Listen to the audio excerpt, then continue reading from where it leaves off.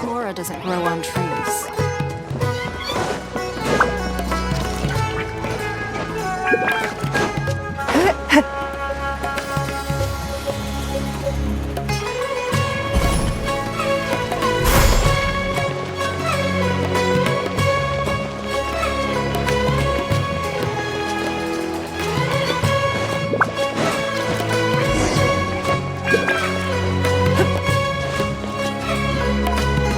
I told him to spray it with water to retain moisture before applying the film. You can't treat a glaze lily like a cactus. If Sanjay does this again, the loss will have to come out of his food expenses. I'll go talk to him. At this rate, he won't even be able to afford eating cacti for much longer. Hey, Tighnari! Oh, it's you two. It's been a while. What brings you to Port Ormos?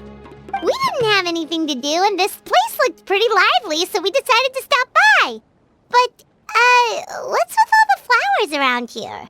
Well, Port Ormos is currently organizing a flower exhibition featuring flowers and plants from all over Teyvat, so I came to help out.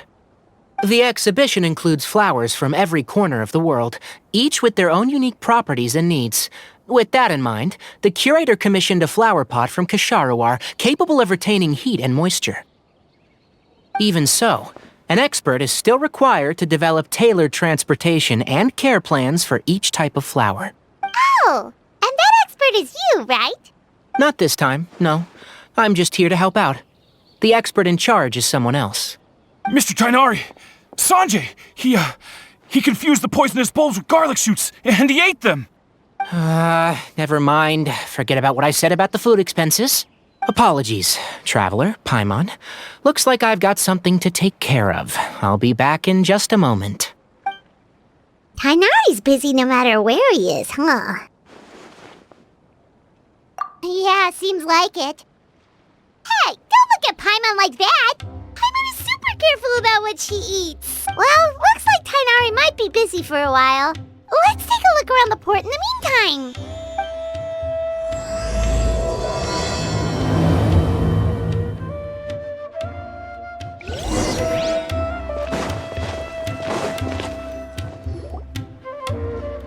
Wow, look at these flowers! They smell so...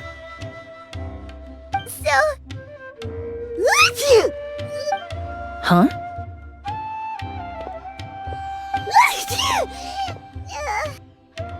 Paimon's... fine. She's just got a little...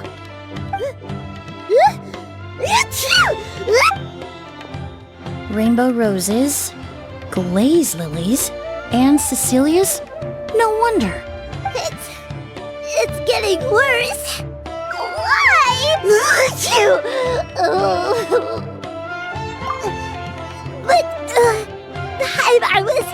But, just a moment ago, she didn't even eat anything weird. A moment of your time, you two? If it's not too much trouble, perhaps you could try this incense.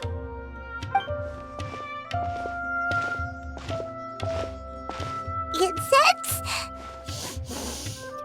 Oh, the scent is so nice! Wait! Whoa, that was fast! Paimon doesn't have to sneeze anymore! Think nothing of it. From your attire, I imagine you two aren't from Sumeru either. Seeing as we're both travelers from abroad, it's only right that we help each other out should the occasion arise. Oh, so you're here for the flower exhibition too? I suppose that's accurate. Allow me to introduce myself. I'm Emilie, a perfumer from Fontaine. Paimon is Paimon! Thank you so much for your help just now. Oh, and this is... The Traveler, right? I've heard a lot about you from the Steambird. It's nice to finally put a face to the name. What happened back there? Why did to set in. Have you ever heard of hay fever? To put it simply, when inhaled, certain pollens can trigger abnormal physical reactions. But Paimon has seen these kinds of flowers before and nothing weird happened then. Well, we're all different. The factors that can trigger a reaction to certain stimuli vary by person. In isolation, the effects of certain pollens may seem minimal, but inhaling various types at once can trigger a more overt reaction. But there's no need to worry. Pollen allergies can be effectively mitigated with the use of medication. Oh, well, that's good. Traveler! Paimon! There you are. Is everything all right? I left in such a hurry, I forgot to warn you about all the pollen in the air. Emilie? Ah, what a coincidence. Looks like my worry was misplaced then. The Traveler and Paimon are in good hands. It was nothing, really. We happened to run into each other shortly after my arrival, and I offered them a bit of help, that's all. I'm more curious as to why you thought the Traveler and Paimon were in danger. Allergies are highly unpredictable. If you were concerned the pollen might trigger a reaction, that must mean something similar has happened in the past. Remember the first time we met? You fainted after inhaling Spirit Borneal. The Spirit Borneal didn't affect Paimon at all, and now she's the one suffering. It makes no sense. It's not really something you can make sense out of, Paimon. There are all kinds of allergies out there, caused by a variety of different factors. Some people are even allergic to almonds. It's not something you can generalize. Exactly. I even encountered a case in Fontaine where someone had an allergic reaction to soba noodles their family brought back from Inazuma. Whoa. Good thing Paimon isn't allergic to anything delicious. In a manner of speaking, although you could say the patients I deal with are rather unusual. In addition to medicine, Emilie is also very knowledgeable about botany. She's taught me a lot about the native flora around Fontaine. And that's where my expertise ends, I'm afraid. When it comes to breadth of knowledge, Tighnari certainly comes out on top. A flower expert? Oh, Paimon's got it! You must be the expert Tighnari mentioned, the one in charge of the exhibition! Wrong again, I'm afraid. Well, I did come for the exhibition, but only to inquire about the Auguste variety. I'm not involved in any official capacity. Oh, Paimon was sure she got it right this time. It's a kind of flower that was once popular in Fontaine. The perfume made from it also bears the same name, Auguste. Auguste, huh? That's not a name you hear often nowadays. In an ancient language, the word is said to mean sacred or noble. It's sometimes used as a name for people as well. Ah, that reminds me. Are you familiar with a historical event in Fontaine known as Perfume Mania? Perfume Mania was an event that occurred in Fontaine nearly 20 years ago. It all started when several merchants released their own lines of high-end, expensive perfumes, marketing them as must-have luxury products, the very symbol of elegance itself. No one anticipated the absolute frenzy this would create on the market, causing the price of perfumes to skyrocket. The demand was twofold. What some saw as a status symbol, most saw as a money-making opportunity. You could take advantage of the soaring price by hoarding them and reselling at even higher margins. The value of these products became so inflated, regular bottles of perfume were even going for hundreds of thousands of mora. This resulted in countless disputes and scams. But at the end of the day, perfume is just perfume. The market value greatly exceeded the intrinsic worth of the product, creating an economic bubble that was never going to last. Luckily, the Palais Mermonia recognized the danger and intervened before the craze could truly spread. Many profiteers and scammers were thrown in jail as a result. In the end, only a few wealthy families were affected when the bubble popped. What does all this have to do with that Auguste you mentioned earlier? Well, during the craze, the most popular perfume was none other than Auguste. The demand far exceeded the supply, to the point where it once sold for 10 million mora a bottle. 10 million? Then what about After the mania ended, most perfumes returned to a normal price. Auguste was the only exception. Its namesake, the flower used to create it, went extinct. As a result, no new bottles of Auguste have been made, and the value of the perfume remains exceedingly high. Indeed, the Auguste flower was not a natural variety, you see. It was specially cultivated for use in perfume making. When the bubble popped, all the flower beds used for its cultivation were destroyed in a fire. The variety has never been seen since. But didn't you say you came to the exhibition to look for it? Ah, yes. I came to investigate a certain rumor that the Auguste flower has reappeared in Sumeru. It's causing quite the stir in the Fontaine perfume market. Traveler, we should help Emilie look for it. I have to agree. Emilie wrote me to ask if I could look into the rumor, but the forest rangers haven't received any reports of new plant species recently. Even if I can locate the flower, I'm afraid you'll be disappointed, Paimon. I don't have any grand Mora-making endeavors planned. Divine, noble, one of a kind, all beautiful sentiments to be sure, but to me, they overshadow the very essence of the product. When it comes to perfume, I want people to forget the price and the prestige and focus on the beauty of the fragrance itself. Wow, so noble. Of course, there's also a more practical reason. In recent years, low-grade counterfeit versions of Auguste have been popping up on the Fontaine perfume market. Every so often, someone will claim to have recreated the unique scent of Auguste, and the rumor mill will start comparing the counterfeits to my own work.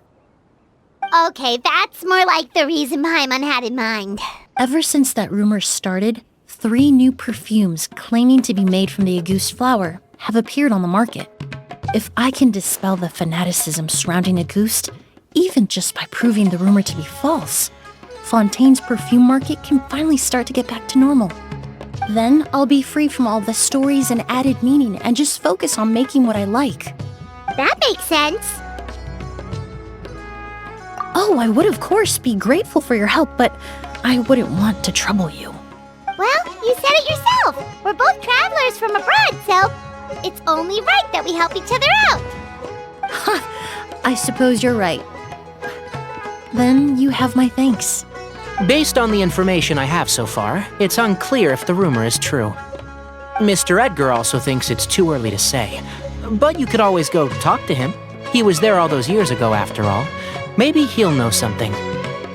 I was just about to pay him a visit at the hotel. Edgar? Who's that? The person you've been trying to guess this whole time. The flower expert in charge of the exhibition. He's also the most respected and experienced perfumer in the area. Back when he was still working in Fontaine, Auguste was his creation. I should also mention, he was my teacher, the one who taught me the basics of perfumery when I apprenticed in Sumeru. So this guy was a famous perfumer in Fontaine, but then he came to Sumeru to teach people from Fontaine? It sounds confusing. It's a long story. If you're interested, we can talk more about it when we see him. He should be staying near the hotel.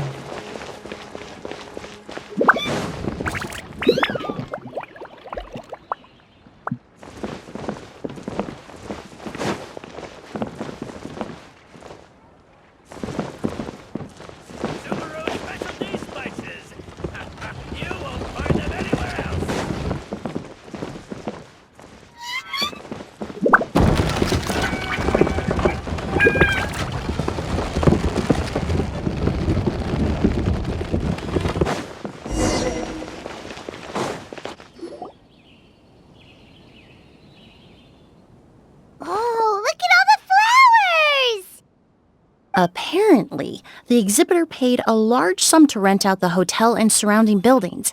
They're being used as temporary storage facilities and lodging for exhibition personnel. Yeah, what if guests come early? They won't have anywhere to stay. Also, renting out this big of a hotel, how are they gonna make that Mora back?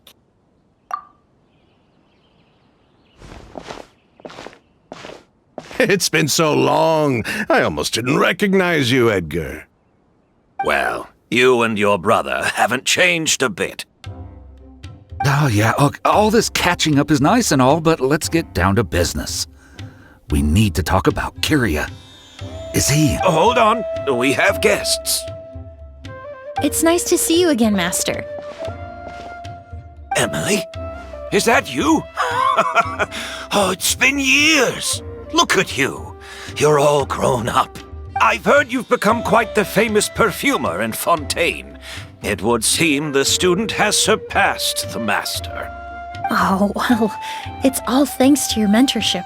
Ah, hardly. I taught you the basics. Hearing you call me master, well, I'm not sure I'm deserving of that title. I've taught many students here in Sumeru over the years, but I've yet to see one turn out quite as accomplished as you. You're the only one who can take credit for that success. And who are these two? I don't recall you mentioning them in your letter. Ah, they're my new friends, the Traveler and Paimon. Emilie's friends. Well then, the pleasure is all mine. And these two gentlemen? Are they friends of yours, Master?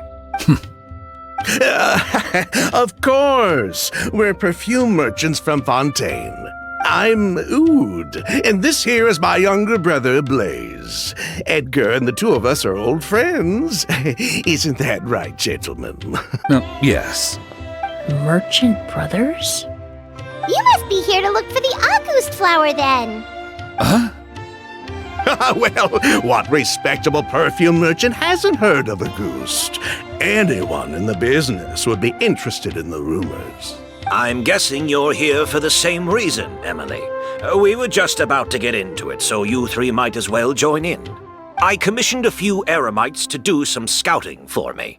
They searched all over Sumeru, but there were no sightings of the August flower. That being said, there are people in Port Ormos who claim to have smelled a unique fragrance on the streets. Definitely floral, but still distinct. Some of them were merchants who lived in Fontaine 20 years ago.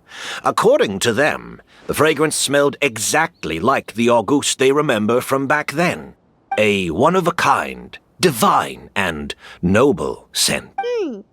Maybe someone around here just happens to have a bottle of August from back then. No, I don't think so. I doubt that's the case. Even if someone had a bottle that was never opened, the fragrance of the perfume would have changed over time. Very few perfumes can go decades without a change in scent. August is even more prone to that kind of shift. Only a few bottles still exist in Fontaine, and their scent would have completely degraded by now. Although, could there be a flower out there with a similar fragrance? Or in accord with the same base notes? Impossible! If a goose were that easy to replicate, it would never have sold for such a high price all those years ago. The August flower is back. It has to be. Technically speaking, the scent wouldn't be impossible to imitate. Well, let's table that question for now.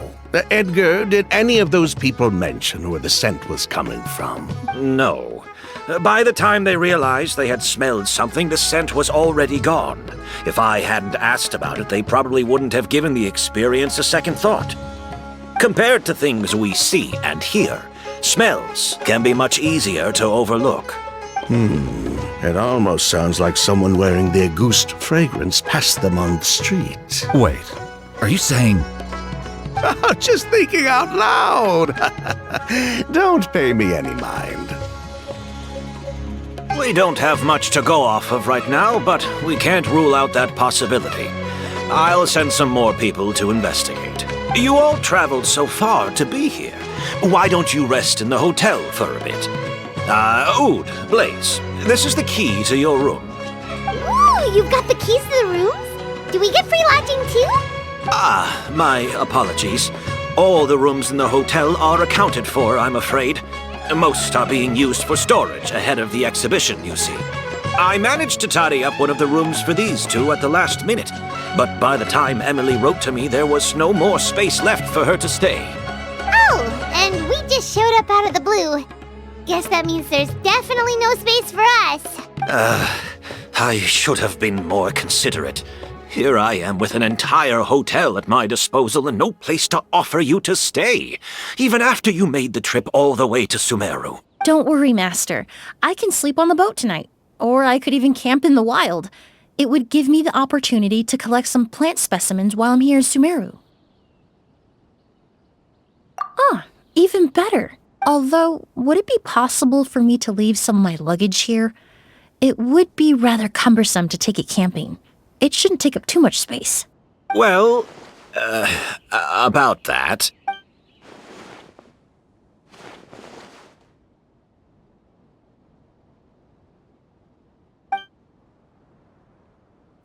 Of course, no trouble at all. My brother and I will keep an eye on them for you, as long as you don't mind, mademoiselle. All right, then. Oud, why don't you take Emilie inside and find a suitable place for her luggage? I'll prepare some refreshments and join you in a bit.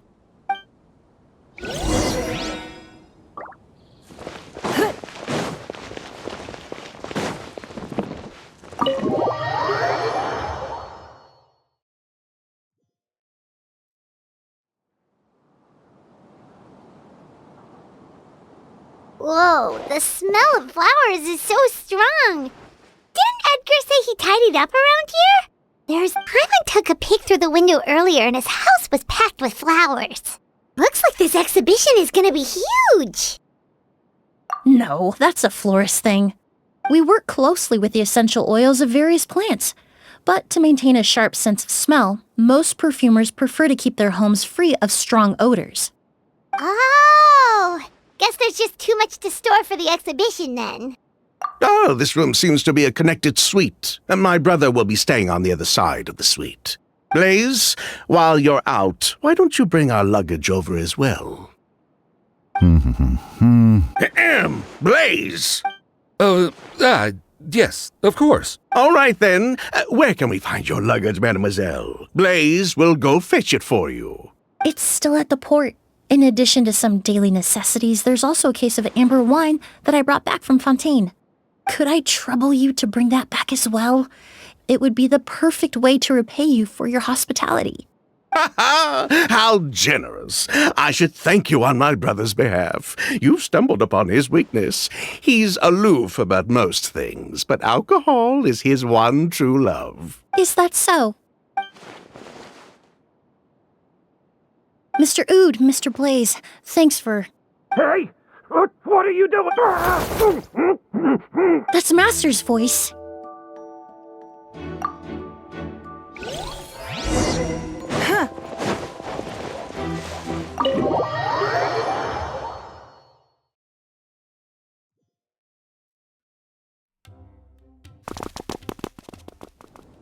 Edgar! Master! Hey, Edgar! Who did this? Kyria. August. Kyria. Hey, Edgar! Edgar! No, don't shake him. He's injured. Just leave him to me. You two can... Oh, thank you.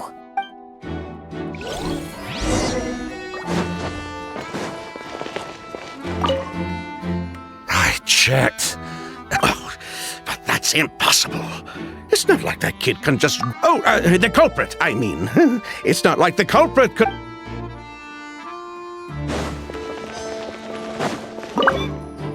Skin is... That strange smell around here.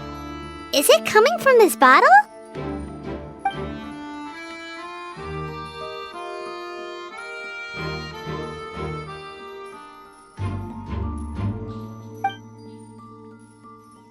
Oh, really?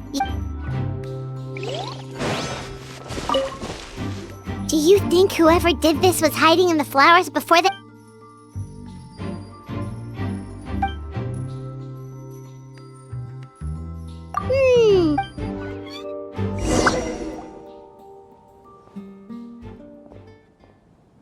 Well, we looked all over, but the only clue we found was that bottle.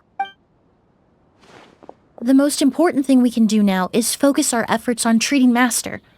Can you help me move him inside?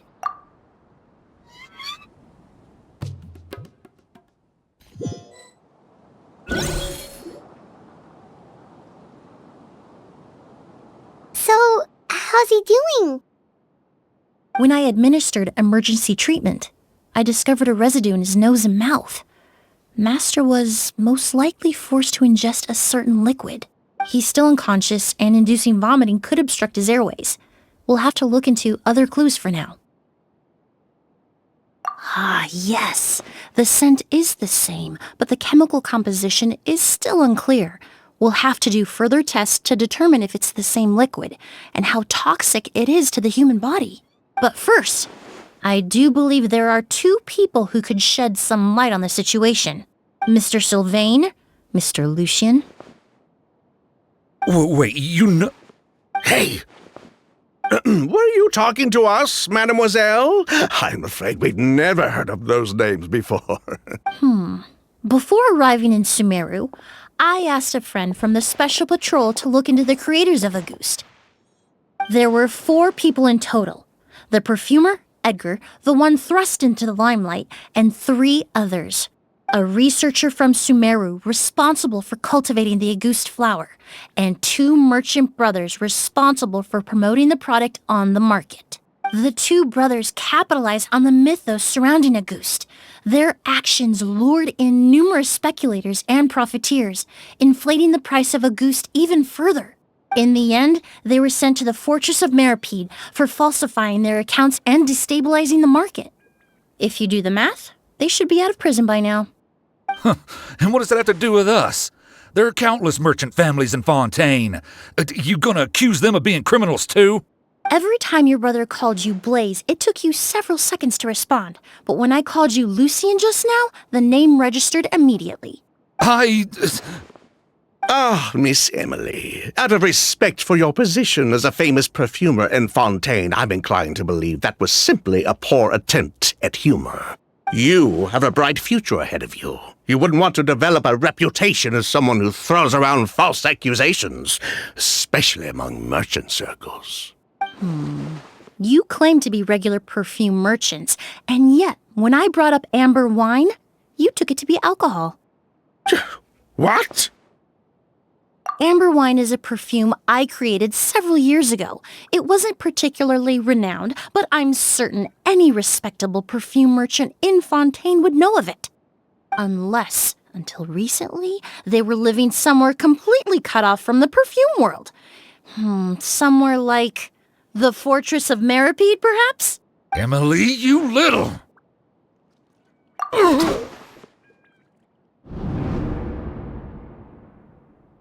Don't misunderstand, Mr. Sylvain. I don't bring this up to criticize you. No matter what happened all those years ago, the court has already passed its judgment. But Master's life is in danger. We need to learn whatever we can about the person who has done this. If Master's attack had something to do with Auguste, I would imagine the 2 of you might also be in danger. So I'd like to trouble you for some information, if I may. Tell me about Kyria. Fine, as you wish. Sylvain! Lucien, if this will help us find Kyria, then it will be all worth it. Besides, we've already told most of the stuff to the Maison Orderly anyway. You were right, Miss Emilie. There were 4 of us at the beginning. Myself, Lucien, Edgar, and a researcher from Sumeru in charge of flower cultivation, Vijava. Sometime down the road, the Marechaussee Phantom came knocking, saddled us with a list of accusations, and started looking into our books. They did their meddling, and my brother Edgar and I were forced to serve time in the fortress as a result. Sounds like he's still upset about that. Wait, then how did Edgar end up in Sumeru? Master was convicted as an accomplice, so he only had to serve a few years. He decided to move to Sumeru so that he could put those events behind him. Still, Master was depressed for a long time after that. He stopped making new perfumes and focused on introducing students to the craft instead. That's how I met him. My parents had to relocate to Sumeru for work when I was a child, so I had the chance to study under him for a little while. But we can talk about that some other time. I want to hear more about this researcher, Vijava. Like us, Vijava was also staring down an investigation from the Marechaussee Phantom. But before the Phantom showed up at her door, she set all the flower beds on fire, along with much of the mora we managed to earn. All the Auguste flowers, everything we worked to create, was reduced to nothing but a pile of ash. But destroying all that evidence, wouldn't that make things worse for her? It didn't matter at that point, because she died in the fire as well. What? Sounds like you did an investigation of your own. Why even ask us if you knew all of this already? The name wasn't mentioned in any of the files I reviewed either, but you two seem quite familiar with him.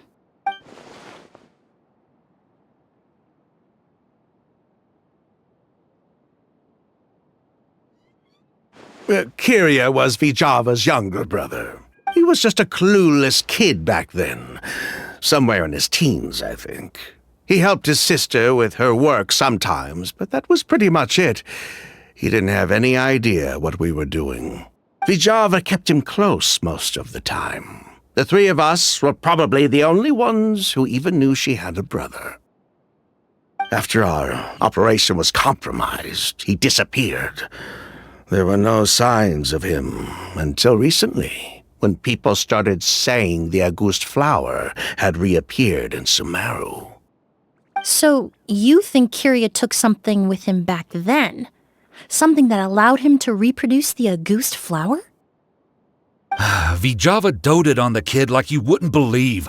She even told us to give her cut to her brother if anything happened to her. If she left something behind before she died, believe me, Kyria's the one that has it. And judging by the liquid in that bottle, the Auguste flower wasn't the only thing he reproduced. He managed to replicate the perfume itself. So the liquid Edgar was forced to ingest really was Auguste. Wait, does that mean Auguste is poison? Poison? No. Of course not. No perfume is meant to be ingested. Even small amounts can be dangerous, let alone ingesting a whole bottle at once. If Auguste could be considered a poison, we wouldn't have even sold half a bottle back then. Edgar fell unconscious because Kyria forced him to drink perfume. It just happened to be Auguste.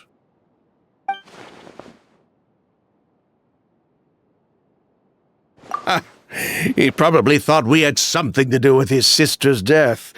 But to tell you the truth, I have no idea why she did all that. We're not looking for Kyria because we have it out for him. We just wanted to see how he was doing. And, if possible, we only went to prison for a bit of fraud and market manipulation. It had nothing to do with the product itself.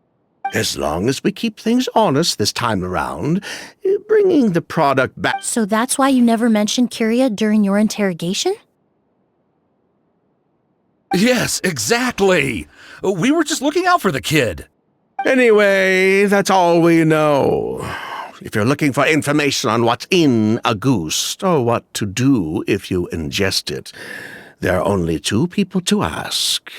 Edgar or Kyria himself. Well, at least we're able to say for certain that the substance Edgar ingested was in fact Auguste. That gives us a direction for further testing. Well then, I'd say that was a very enlightening discussion. Well, glad to hear it. Lucian, let's head back to the room and rest a bit. With everything that's happened, there are things that need reconsidering. Yes, of course.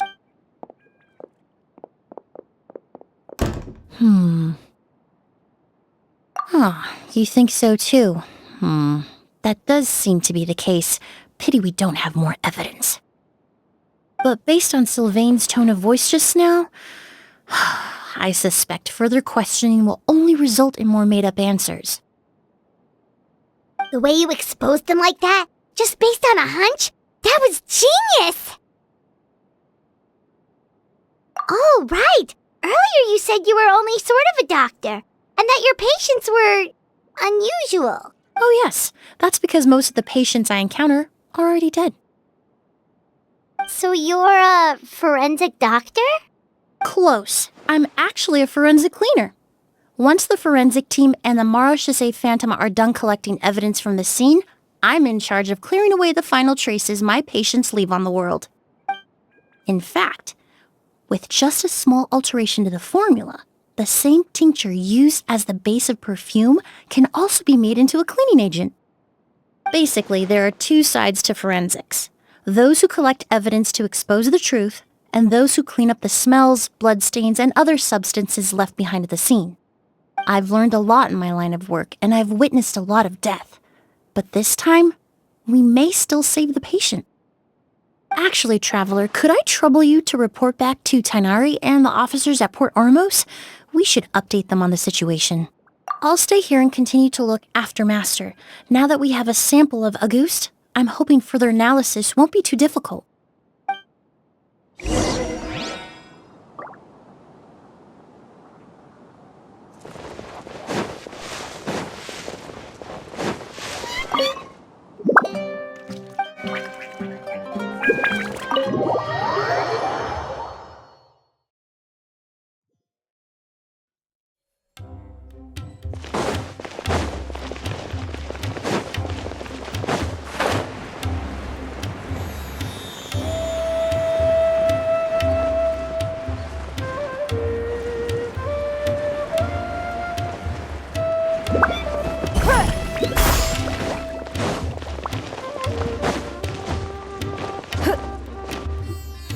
Whoa, why the rush? Did something happen? What? Edgar was attacked? He's the most famous perfumer in the region. Someone who's helped countless people around Port Ormos. How could this happen? Sheriff, have you received any reports of a suspicious individual fleeing through the bazaar? No, but we've got eyes all over the area. I'm sure someone's seen Kyria. I'll start gathering my forces. We won't let him get away. What about you, Tainari? Do you have a plan? I'm sure the sheriff can handle things over at the scene, and I doubt Emilie needs my help looking after Mr. Edgar. But she said she's not a real doctor. Then she was far too modest. She may not be a doctor by trade, but she has a deeper understanding of human anatomy and pharmacology than most scholars from the Amurta Darshan. Not to mention the fact that Mr. Edgar's condition is related to perfume. Emilie is certainly in the best position to help him. As for me, I'll head to the academia and see what I can learn about Vijava and Kyria. Oh, that's right! Vijava was supposed to be a scholar from Sumeru. Do you recognize the name? From Emilie's letter, certainly, but that was the first time I'd heard of it. The academia produces a lot of scholars, and there are plenty of graduates who choose to pursue a career outside their darshan. I didn't have time to look into it earlier, but now it seems like Vijava's past could be critical to getting to the bottom of what happened to Mr. Edgar. I have friends in Sumeru City that can help me investigate. With any luck, we'll have news to share by tomorrow. I'll leave you and Emilie to watch over things here in Port Ormos.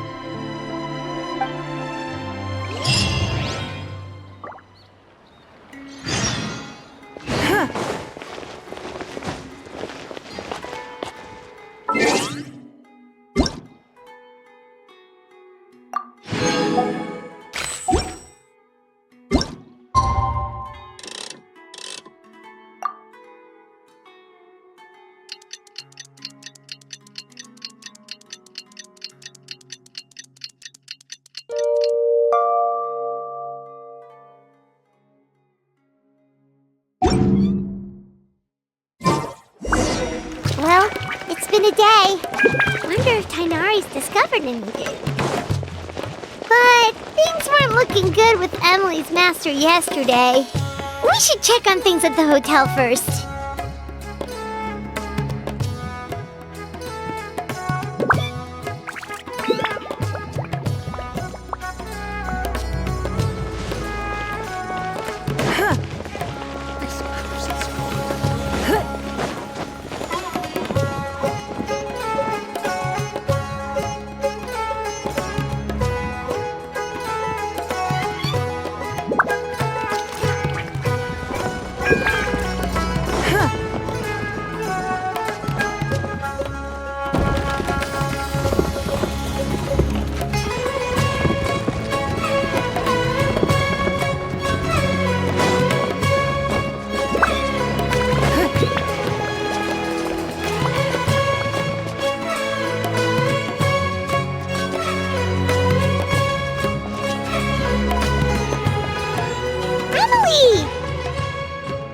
No longer in critical condition, thankfully.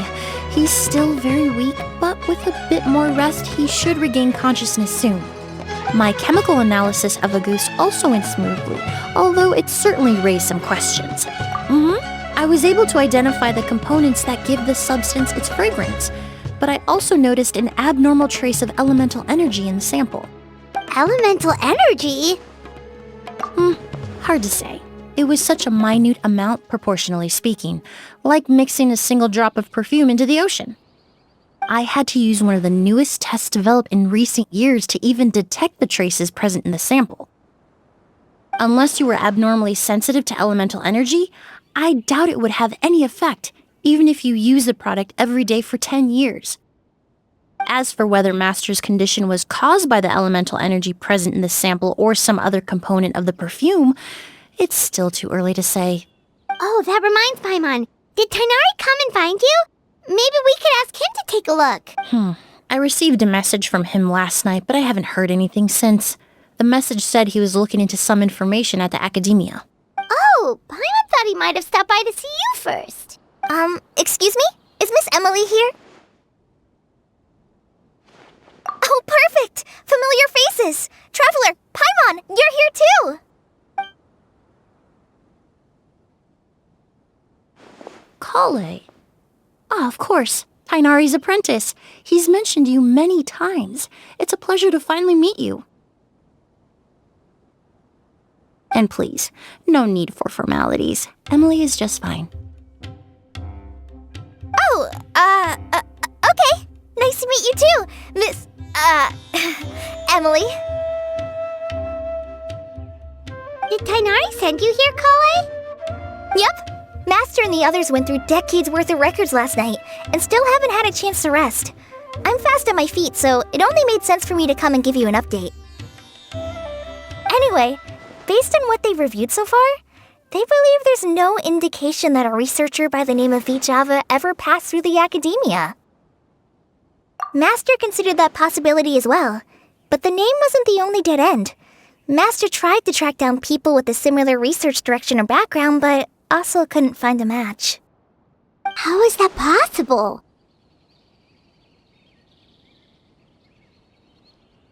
It's starting to seem very likely. If we want to figure out her true identity, I'm afraid another conversation with those two merchants might be our only... Hey! Lucian! It's Sylvain!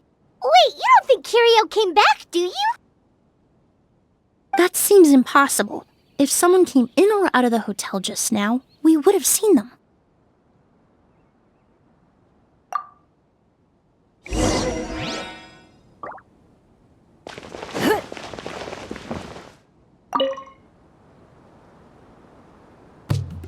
It's locked?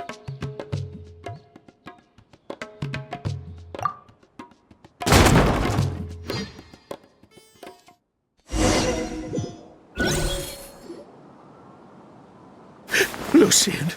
Lucian! Come on! Wake up!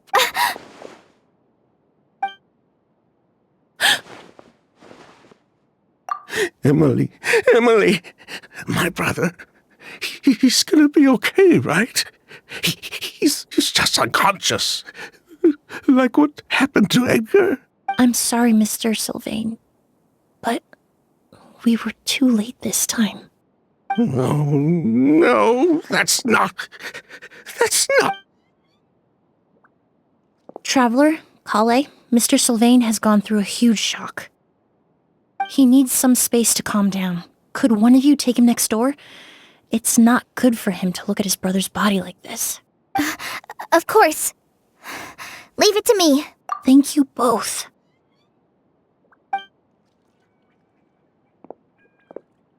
Mr. Sylvain, let's get you up. Here, take my hand. Nice and slow. We'll take things from here. Just focus on getting some rest. Here, this way.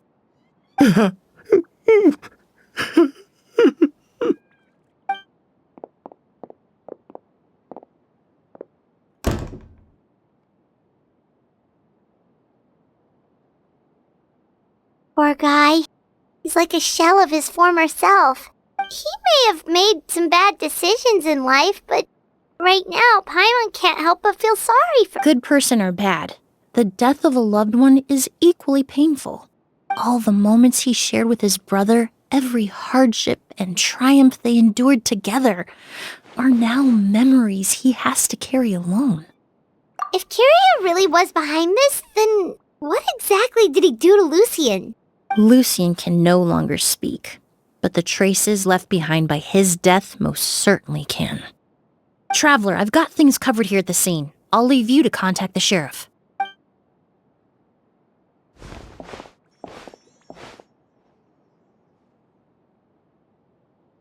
Who would have thought?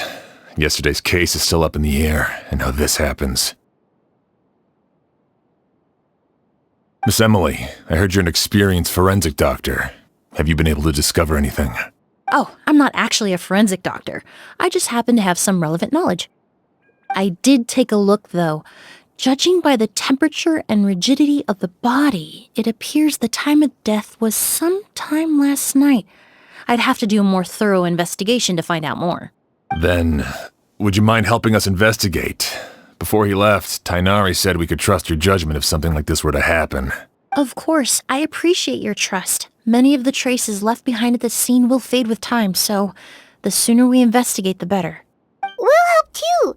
We don't know much about dead bodies, but you can leave the other clues to us.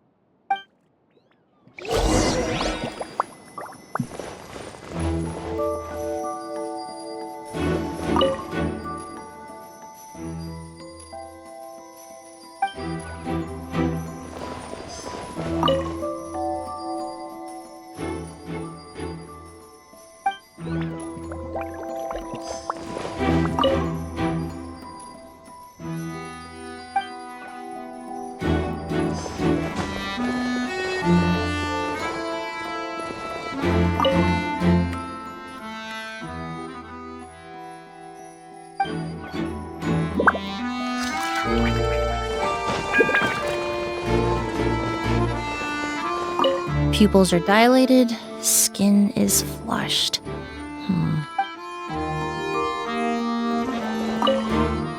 To tell you the truth, the exhibition has left us quite short-handed.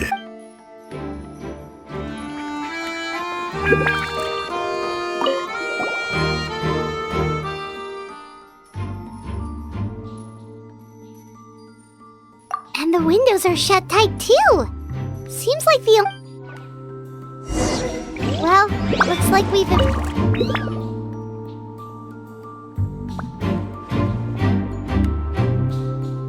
So, did you find anything? Paimon can show you. Here, it'd be something like this.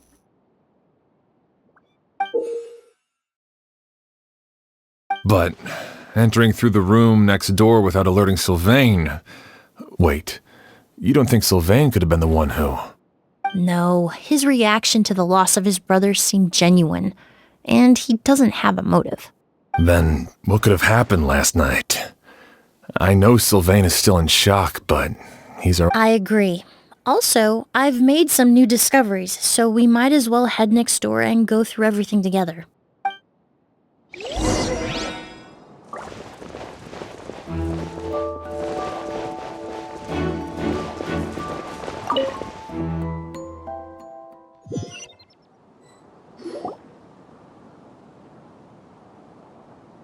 Mr. Sylvain, I need you to tell me everything you and your brother did since yesterday afternoon.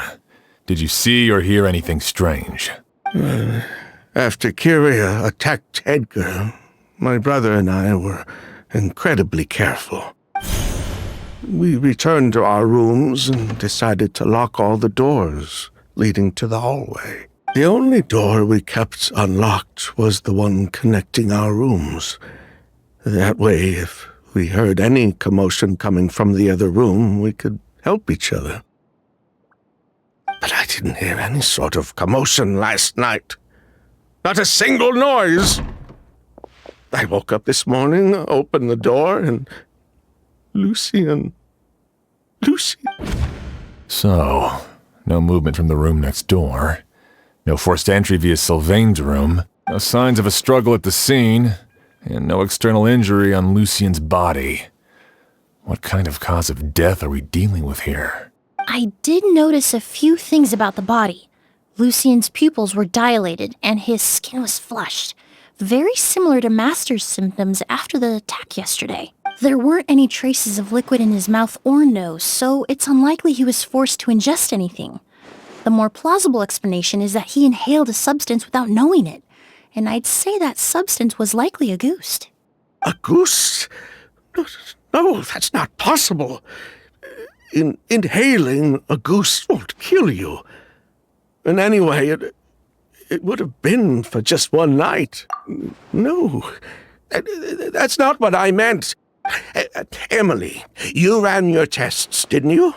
Go on, tell everyone whether you found any poison. No, I didn't find any common toxins.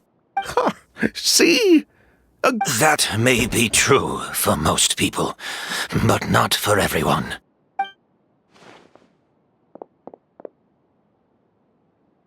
Master! Edgar? You're up and about already? Thanks to Emilie, I'm out of the woods for now. Sylvain, no matter how hard you may try to hide it, the truth will always come to light. Edgar! Even if we could keep it a secret for another 10 or 20 years, do you think Kyria would just let us be? No, he would never give up. Not if he's doing all of this for Yelena. That's Vijava's real name. Yelena wasn't a scholar from Sumeru. She was an exiled Fatus from Snezhnaya. A Fatus? The Fatui. Well, that means the elemental energy present in Auguste was... Ah, so you've already detected it. Well, Sylvain, looks like there's truly no reason to hide things now. Oh. The Auguste flower was created with the mutative and distorting power of a delusion. A delusion? The Fatui, delusions... I never would have thought Auguste was hiding this many secrets. Born of a delusion, Auguste contained distorted elemental energy. A prolonged exposure over many years could have a harmful effect on the body. That's enough, Edgar. I'll take it from here. At first, Yelena wanted to keep refining the perfume and the flower, but no one knew how long the perfume mania was going to last back then. It didn't have any effect on ordinary people anyway.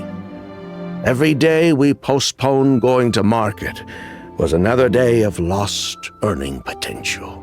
So you decided poisoning people was worth the risk? Listen, it's not like it was good for business. But all that talk about Auguste being harmful over time, Yelena was just speculating. The impact was practically negligible. Unless you were particularly sensitive to elemental energy or had an entire bottle shoved down your throat like Edgar. You could use the product for decades and be completely fine. It may be true there are no records of Auguste poisoning in Fontaine. But even if no one was acutely poisoned, willfully bringing a product to market despite explicit knowledge of its harmful effects is still a serious crime. That explains why you were so intent on keeping Yelena and Kyria's involvement a secret all this time, despite readily confessing to all your financial crimes. The Fatui, delusions, Auguste.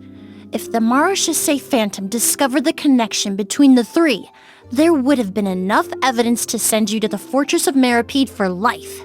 Ha! If I'd known coming to Sumeru would put a target on my back, I would have been more than happy to stay there. At least that way, Lucien would still be alive. All these years without any sign of Kyria, and he pops up out of nowhere the minute my brother and I get out of prison? It couldn't be any clearer who the kid's after. Auguste was harmless before.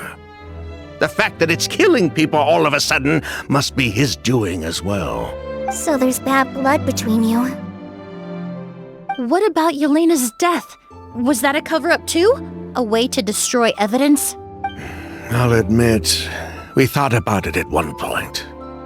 We took care to disguise the products circulating on the market, and no one was questioning Yelena's fake identity. But if the Marechaussee Phantom decided to look into the flower beds, it would have been the end. Yelena's ties to the Fatui, the role of the delusion, everything would have been exposed. Before we could even put our plan in motion, Yelena beat us to it. She burned all her flower beds and threw herself into the fire as well. But if her goal was to destroy evidence, there would have been no reason to do that to herself. Yeah, she could have just burned the flower beds and fled with her brother. I thought about it for a long time, but it wasn't until just now that I finally understood her reasoning. Everything she did, it was for her brother, Kyria. One of the reasons they defected from the Fatui was the deterioration of Yelena's body due to her excessive use of a delusion. She didn't want her brother to follow in her footsteps after her death. After arriving in Fontaine, Yelena continued using the delusion to cultivate the Auguste flower, weakening her body even further. There were times when she couldn't even walk. So she couldn't flee with her brother because she was afraid of holding him back. If her true identity was exposed, she and her brother would face pressure from both Snezhnaya and Fontaine. The Auguste flower and Yelena's own corroded body both bore the mark of a delusion. There would have been no way to avoid suspicion. So, in the end, she burnt it all to ash, including herself. With all the evidence erased, Kyria was free to take the Mora and run. So the wealth you earned from Auguste, it wasn't destroyed in the fire. Yelena gave it to her brother? Most likely. Before Yelena died, she said if anything happened to her, she was going to leave everything to her brother. We just didn't realize she meant our cut as well. That's why Lucien and I were searching for Kyria, to take back our Mora and the Auguste flower. We just didn't realize Kyria was baiting us the whole time. It was all a trap. But why is Kyria out for revenge anyway? Doesn't he know about Yelena's decision to sacrifice herself? I don't think he knew his sister was nearing death. Yelena always wore heavy makeup around him to conceal her deteriorating appearance. She kept herself busy with work to keep out of sight. That way her brother wouldn't notice how she could barely walk. Then all we'll need to do is tell Kyria what really happened, and then he'll give up on his revenge. I'm not so sure. Even if he knew the truth, he'd still find someone to blame. He might think Yelena was forced into using a delusion to cultivate Auguste, or something like that.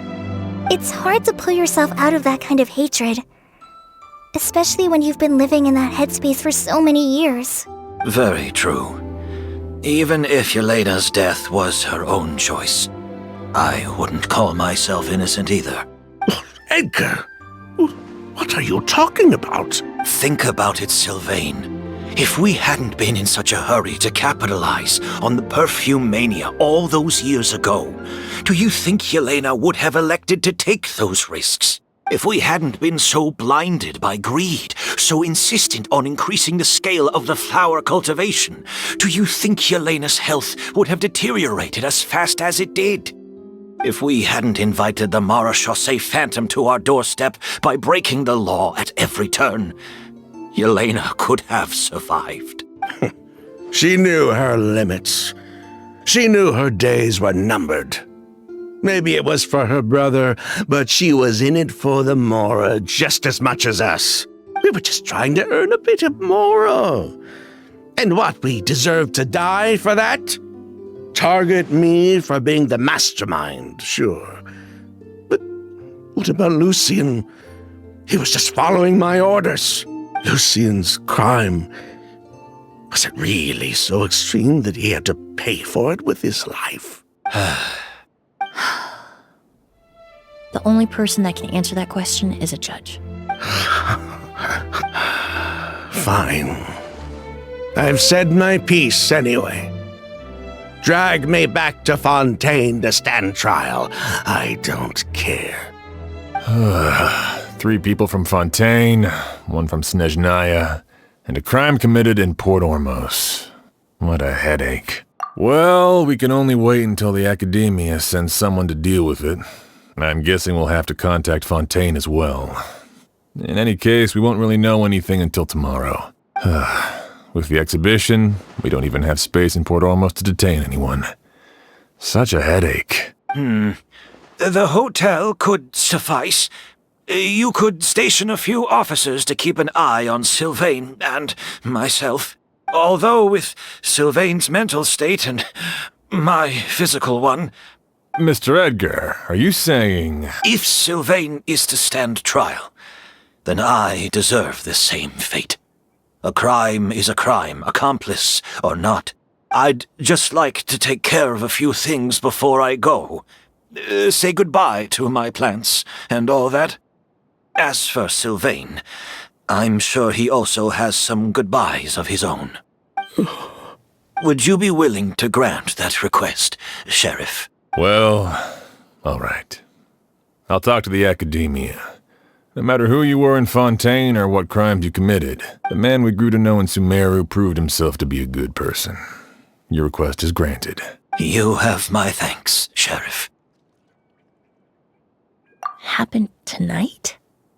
Oh, you mean the possibility that Kyria might try to finish what he started? Yeah, all we know is that he uses a goose to poison people, but we still have no idea how to catch him in the act. If he targets Sylvain or Edgar again, we might not— That may be true, but what if we can take advantage of his desperation? If we take advantage of this situation and lure him in on purpose, we might finally have the chance to talk to him. Master, no. That's too dangerous. So, that's your plan. If Kyria learns we're being taken away tomorrow, his last chance to enact his revenge would be tonight. In other words, you want to use us as bait to capture him. Capture? Not necessarily. I just want to talk. What? Are you afraid of him? Afraid? This is my only chance to make him pay for what he did. I'm spending the rest of my life in prison anyway. I can't just sit back and let him ride off into the sunset with our fortune. There's no way I'm letting him get away with it. Not after... As for the danger, everyone else just needs to make preparations in advance to protect us. I'll admit, it could work. We just need to spread the word that Edgar and Sylvain are leaving tomorrow. Then I'll station some of my men around the hotel. If we have your assistance as well, our chance of success would be even higher. I still have some reservations. But if you insist on carrying out this plan, I won't deny you my help. I'll also keep watch. Although I think Sylvain and myself should remain alone in our respective rooms. If Kyria noticed another person in the room, he might decide to turn back. And besides, it's possible he's already transformed Auguste into a potent toxic gas.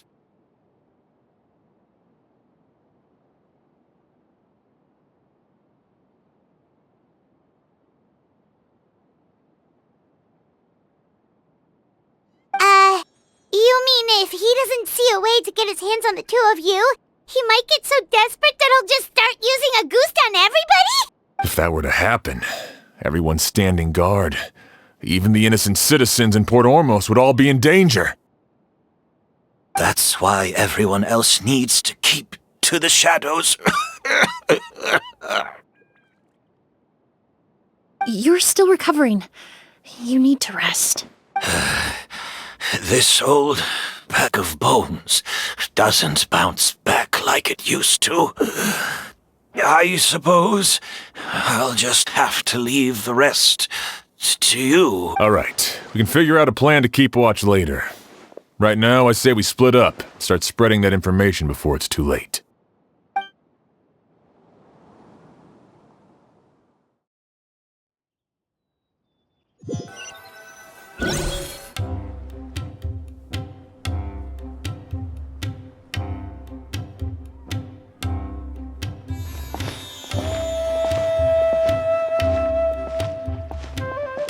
Have you heard? Mr. Edgar's been detained. He's being taken away tomorrow. What? He's the one who helped craft all the fragrances for our shop. He taught my child how to make perfume. How could this happen? He hasn't been convicted yet. Let's just wait and see what the court has to say. Oh, everyone on the street is talking about the rumors. No matter where Kiri is hiding, he must have heard them by now. Let's head back to the hotel and take a break. We can see how the other preparations are going while we're at it.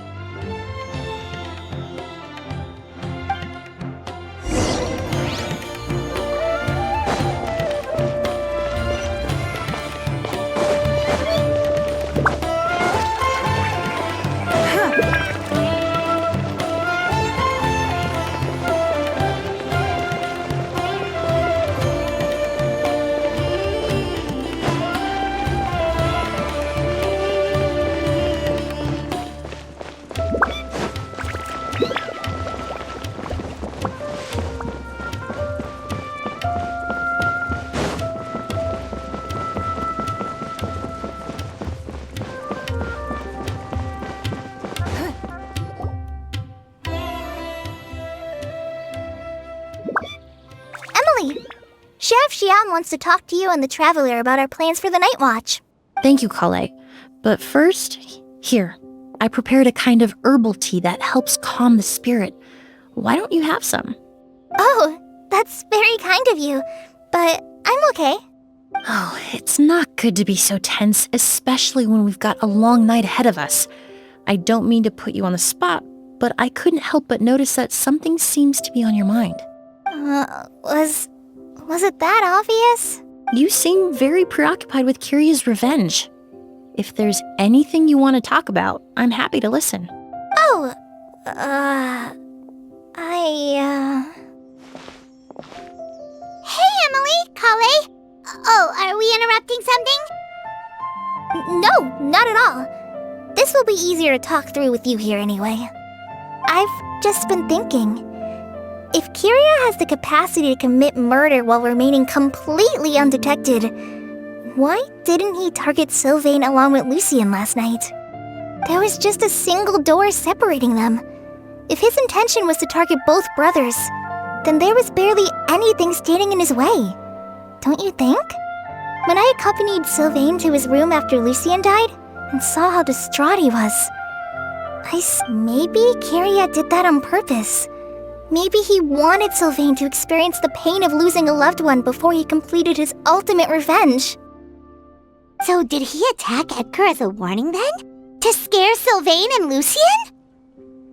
Based on what we've heard about Kiria, that may very well be the case. Losing his sister all those years ago.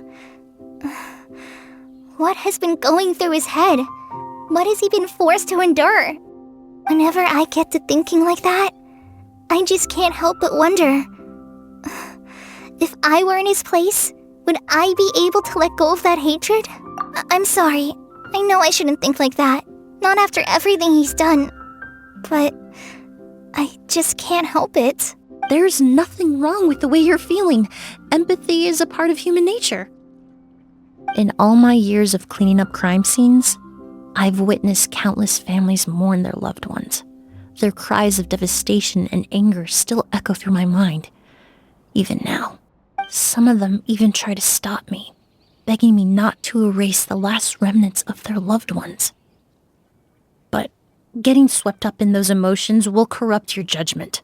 Surround yourself with fragrance for too long, and your sense of smell will become dull. Allow yourself to be consumed by your emotions, and you lose the ability to think rationally. So while you hold on to that sense of empathy, you also need to ask yourself, do Sylvain and Lucien really deserve to die? How much did they truly know about the Fatui and the delusion? Did they force Yelena to make those decisions? Answering those questions requires a lot of time and evidence, while a single act of vengeance can put those answers forever out of our reach. I've witnessed a lot of deaths in Fontaine. When someone dies, a certain amount of information can be inferred from the traces left behind at the scene.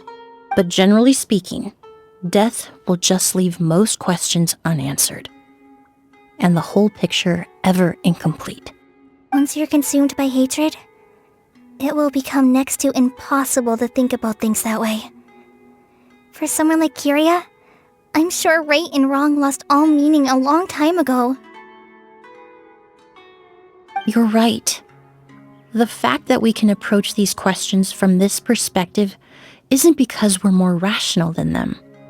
It's because we're fortunate enough not to have suffered that kind of loss. But that also makes us perfectly positioned to stand on the outside and try to pull them back from the brink before it's too late. I understand Kyria's decision, but I still want to stop him. Master, Sylvain, and Kyria. They all deserve to survive. The fortunate and the unfortunate.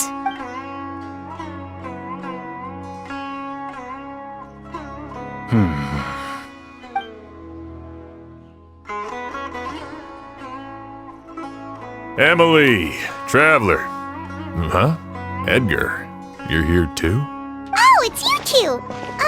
Didn't you head back to your room to rest, Edgar? Is it really okay for you to be out and about like this? A little exercise never hurt anyone.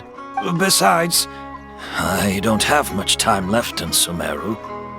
So I'd like to take care of my plants while I still... We could do that for you, Master. No need. I've grown attached to these flowers, and this is my last chance to say goodbye. Come tomorrow.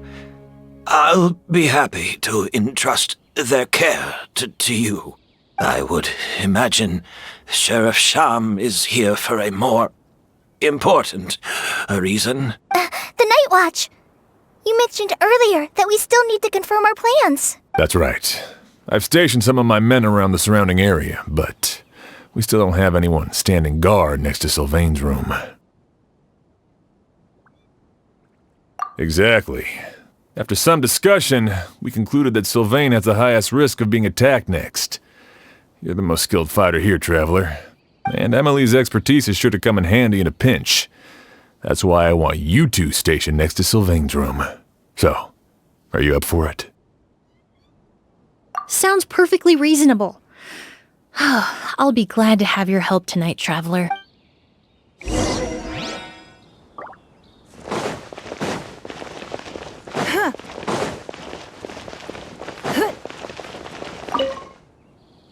My men and I will be stationed nearby to monitor the situation. A warning will be issued if any unusual activity is detected. I'll head into the mountains to keep an eye on everyone coming in and out of the area. Just leave the wilderness surveillance to the forest rangers.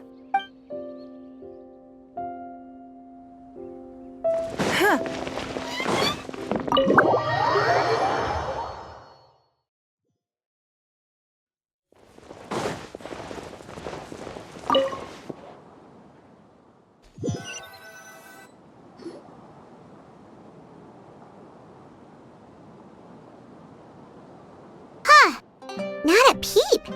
Has Kyria given up on his revenge? Guess we'll have to keep at it.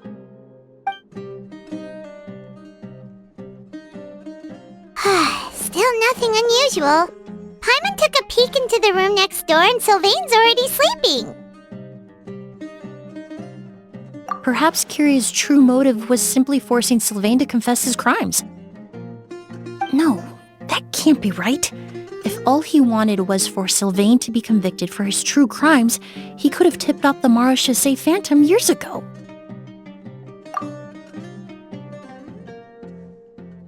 There must be something we're missing. Something extremely important.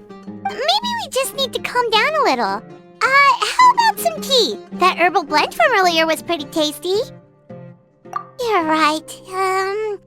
Maybe we can look for a different distraction then, like looking at the flowers. Oh, there's a glaze lily here. Paimon didn't notice it earlier. Flowers, glaze lilies, incense. Oh no! Sylvain's room! Quick! Wait, what?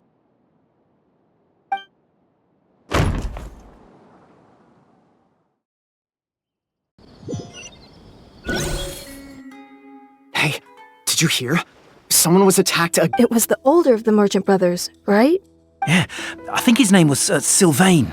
Poor guy. First it was Mr. Edgar, then that merchant named Lucian, and now this. Listen up, everyone. This is an active crime scene. Please, no loitering. It's been 3 days and they haven't even caught a glimpse of the guy. What is going on? Do you think it could be the work of an evil spirit? I mean, how do you get away with something like that with so many people watching? Keep it moving, everyone. No loitering.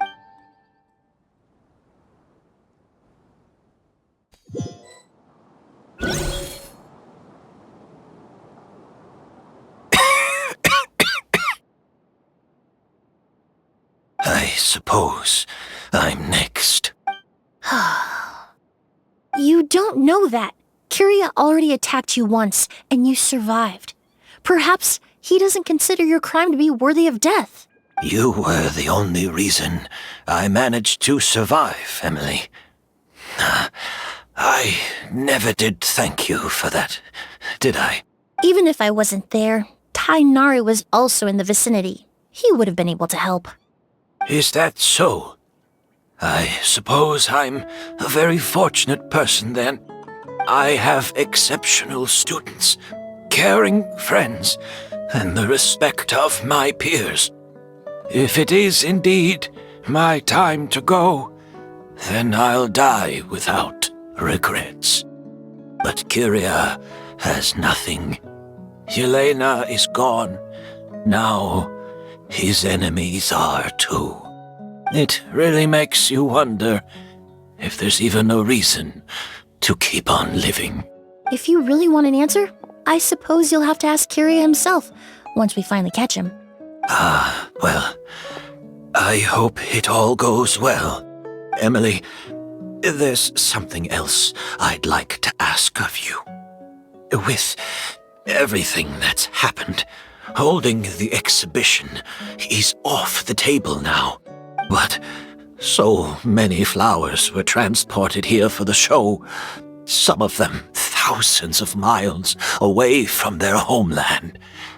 I can't let them wither away with no one to care for them.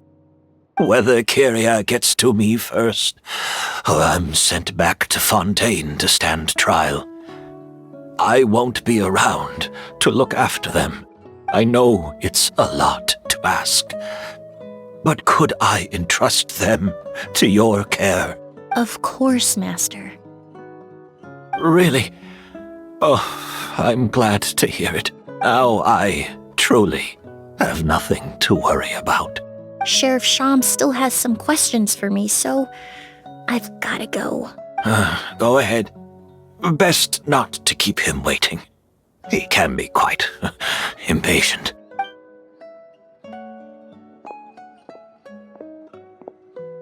I'm sorry, Master.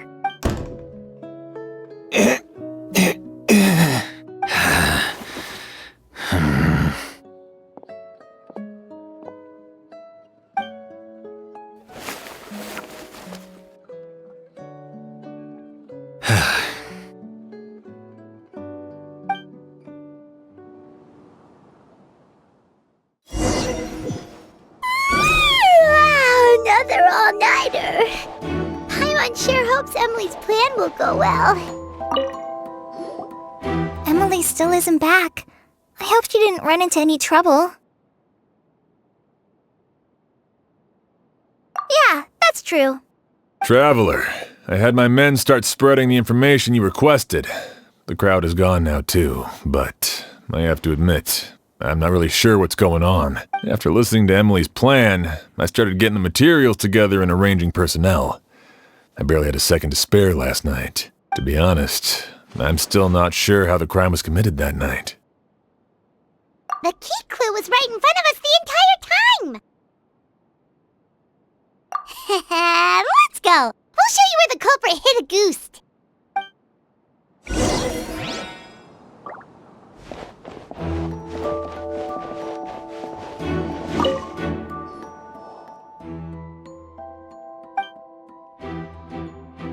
Wasn't this incense originally in Lucien's room? It must have been moved here before nightfall yesterday.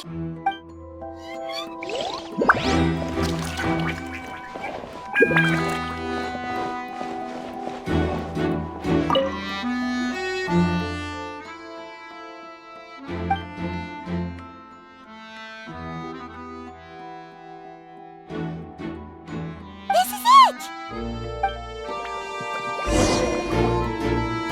The glazed lily, huh?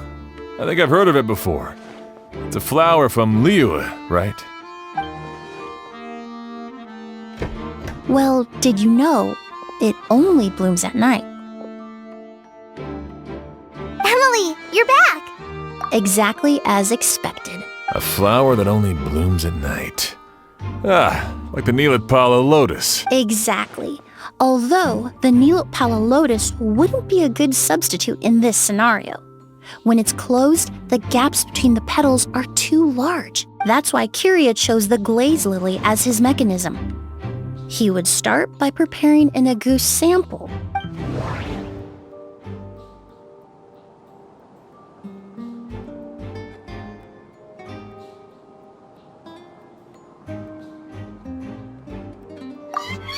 There's a sticky substance on the edge of the flower petals.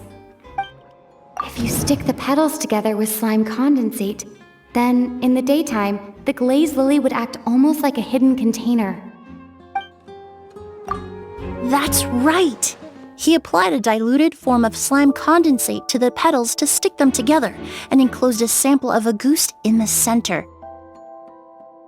That way, the agouti would remain trapped inside during the daytime, unable to seep between the petals and evaporate into the air.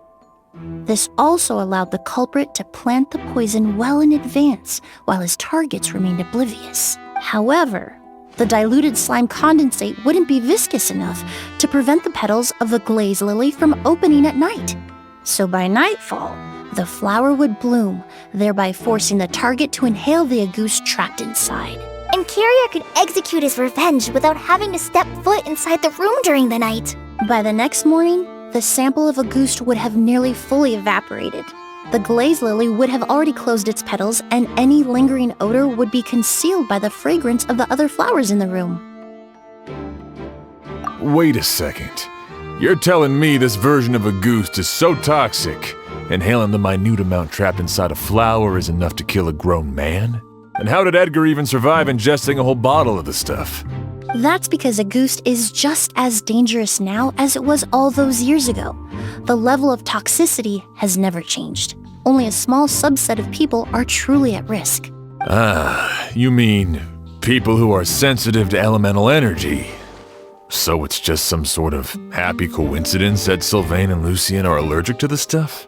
That can't be right. They were involved in the operation all those years ago.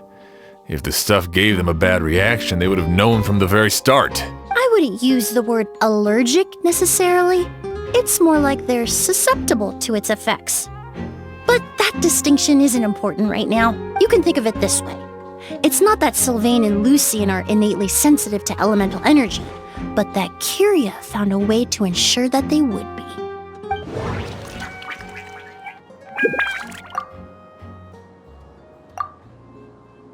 In Fontaine, I experienced how drinking primordial seawater made me more attuned with the element of hydro. But that substance would be hard to get around here. The incense I smelled earlier seemed familiar. In Sumeru, Scholars use spirit borneal to aid meditation. Alchemically produced essential oils, the primordial seawater that caused unrest in Fontaine not too long ago. All of those are substances that can heighten your sensitivity to elemental energy. That stuff gave us a lot of trouble when we first came to Sumeru. Ah, yes. I definitely remember that. In Sumeru, it's not uncommon to use incense indoors, so its presence wouldn't arouse suspicion. The flowers in the room could also serve to mask the scent. Flowers are pretty important to this plan, huh? The glazed lily is native to Liyue. It would be completely unnatural to have one here in Sumeru if it weren't for the exhibition. What a coincidence. Actually, it's not a coincidence at all. No wonder he was willing to pay a small fortune to rent out the hotel. He probably used the mora Yelena left him, don't you think? That money was supposed to set him free. But in the end, it was just a tool for his revenge. There's a saying among forensic doctors in Fontaine. Every step you take leaves a mark. But up until this point, we haven't been able to detect any trace of Kiria's activities. That's not because he was coming and going undetected, or because he's some kind of evil spirit, but because he's been disguised as someone else this entire time. Creating such an intricate mechanism out of a glaze lily, setting up the spirit, it all points to one person.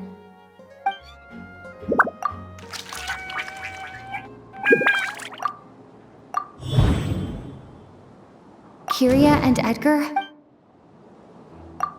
But Kiria was only in his teens back then. He wouldn't even be 40 years old by now. Edgar's lived here for so many years. Even if he changed his appearance, going that long without giving anything away, it would be impossible. Bad news, Sheriff! Mr. Edgar was attacked! What? A dark shadow-like figure just ran out of his room. It was giving off a really ominous aura. But before we could even react, the figure up and disappeared like some sort of ghost or something. By the time we got a look inside the room, Mr. Edgar was gone.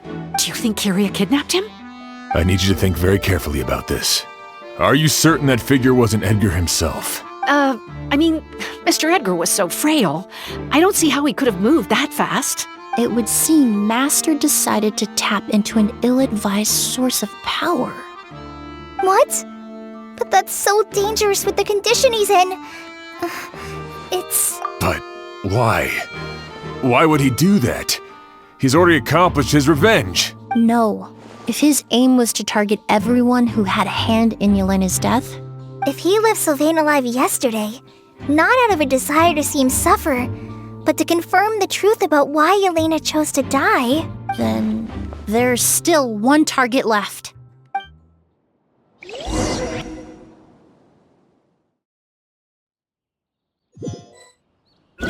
The shadow-like figure ran in the direction of the elevator, and my partner immediately chased after them. We should hurry before they're forced to confront each other. Where in the world did he go? Let's ask the merchants nearby. It's all right. Please, calm down and take a deep breath. Can you tell us what you saw? I saw a black shadow. It ran right past me. How could...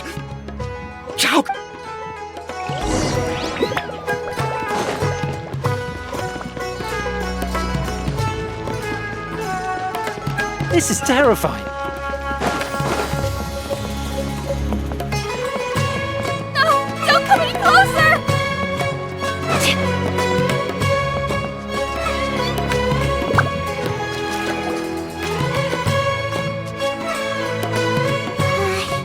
If we go any further... It's all right. I can detect a faint whiff of the scent from here. I would say he passed by this location not too long ago. It's this way. Please, follow me.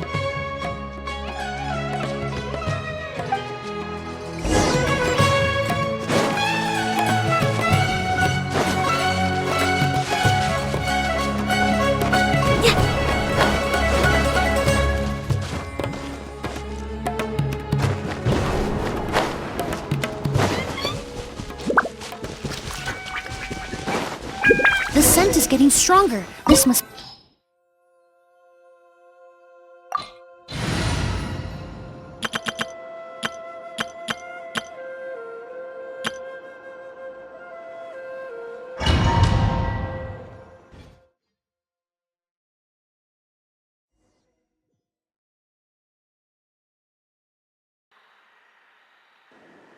Oh!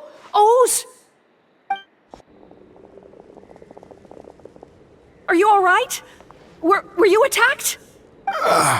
No, I'm alright. I was just chasing. Let me take a look. The air definitely feels heavy. It smells nice, but for some reason, it's hard to breathe. This feeling... Everything looks alright. It was probably just the stress of the chase, combined... I can't rest. Mr. Edgar, he's a good man. I can't just abandon him to die by Curia's hand. Oz, you need to calm down and listen to me. Edgar is the one we're after. He and Curia are the same person. But how is that possible? I thought you said Curia was in his 30s. Mr. Edgar is 70-something. Changing your appearance to look decades older, that doesn't seem possible. That's precisely why he had to resort to extraordinary measures to age himself. Curia used a delusion to bring back the Auguste flower, corroding his body in the process, just like his older sister. No. He couldn't have. Mr. Edgar has been in Port Ormos for years. If someone started impersonating him all of a sudden, we would have noticed. And what if the impersonation started before he ever set foot in Sumeru? I've yet to confirm it, but I suspect Curia killed the real Edgar in Fontaine not long after while Edgar was incarcerated. Curia started making preparations to replace him, including forcefully aging his body, studying perfumery, and planning the real Edgar's demise. The new Edgar then decided to relocate to Sumeru, seemingly out of an innocuous desire to let go of the past. He even left perfume making in favor of mentoring students. But these decisions were all for a specific purpose, the need to distance himself from anyone who might see through the facade. And Sumeru fit the bill to a T, with no one around to question his identity. All he had to do was grow a beard, don a pair of glasses, make a few minor alterations to his appearance, and everyone would believe he was exactly who he claimed, Edgar, a perfumer from Fontaine. As the years went by, he removed his disguise little by little and continued to refine his skills. It would have been a gradual process, one that ensured no one around him would notice anything unusual. That explains why Sylvain said he barely recognized Edgar back at the hotel! He aged himself decades beyond his years just so he could accomplish his revenge! Is that even worth it? I need to find Mr. Edgar. He's not that kind of person. He can't be.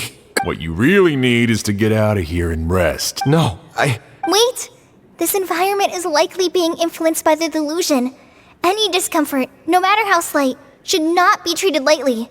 I know how to relieve your symptoms, Mr. Ooze. Please come with me and rest. I'm sure Edgar wouldn't want any more innocent people implicated in all this. Kale's right. The Traveler and I will take things from here. From our brief exposure to a goose, it would seem the substance has little effect on us. This leads me to believe those blessed with a vision or capable of wielding elemental power are more resistant to the effects of abnormal elemental energy. In other words, this environment doesn't pose as much of a risk to us. Actually, now that I think about it, this stronghold likely has multiple points of entry.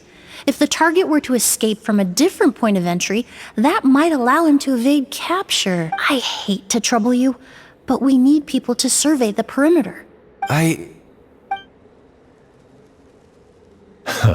Thanks. Hear that? We're heading out. There's work to be done. Oh. Got it. Traveler, Emilie, Paimon, please be careful. For someone whose only purpose in life is revenge, there's no telling what they'll do when there's no reason to move forward. Don't worry. This isn't the end. Not for us or for Curia. We're not going to let a goose kill anyone else. It's time for the mythos to fade into obscurity.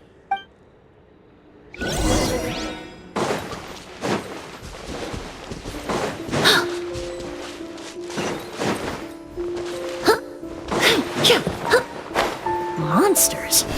Perhaps they were attracted here by the increased level of elemental energy.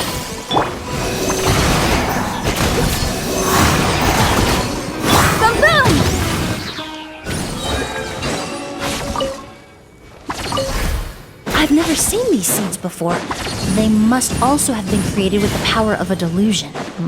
It seems to be avoiding us, and there's no other way forward. Perhaps we could try luring it to the edge of the cliff.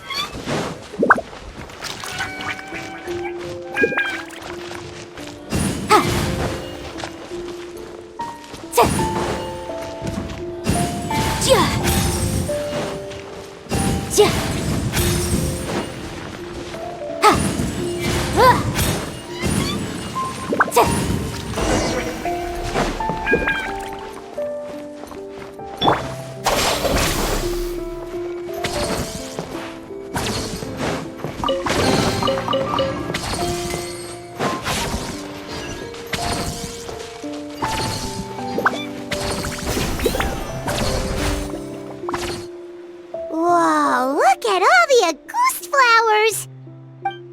There are so many of them.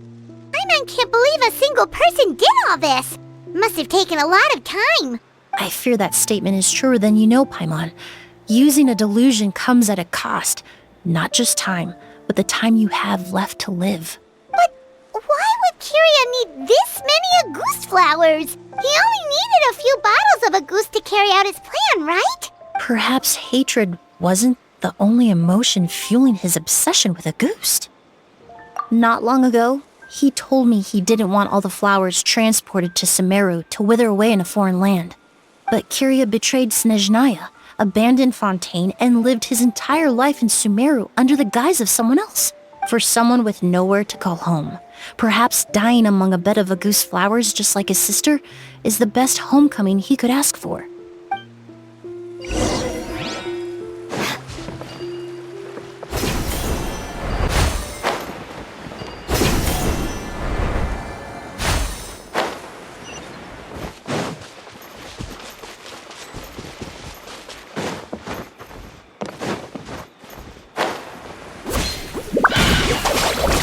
Incinerate!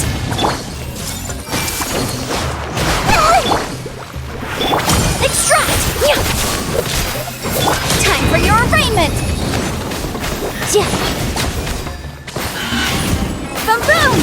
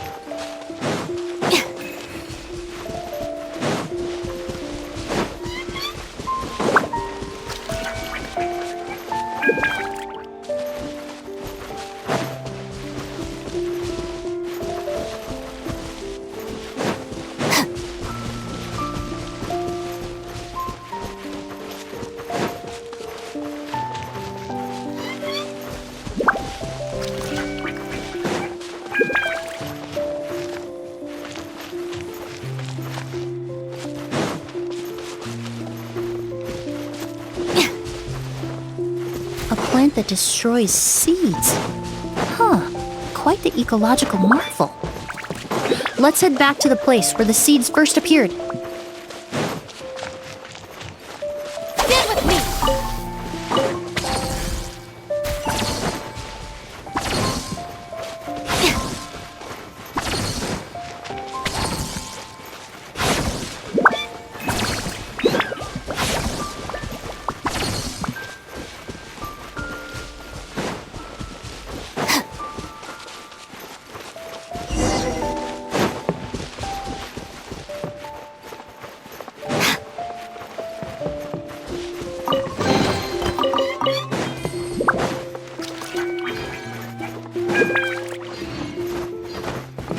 The scent of flowers is getting stronger.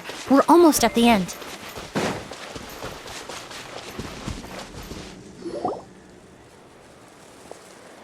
The scent of flowers is getting stronger. We're almost at the end. Did they catch up that fast? No. My strength is just waning.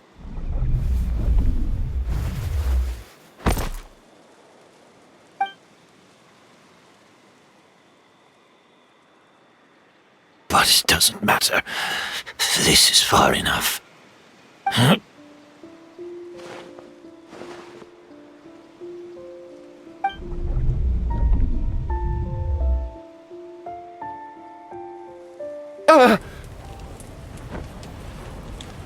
This is a garden of Auguste flowers.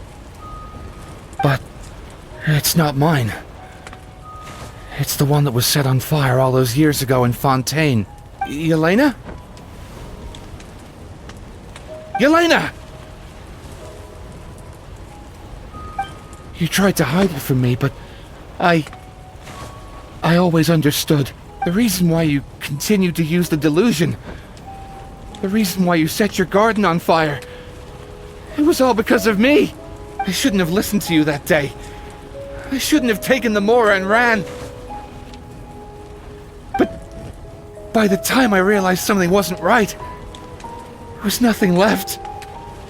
The flowers were gone. And so were you. I know I'm almost 20 years too late. I should have died with you that day!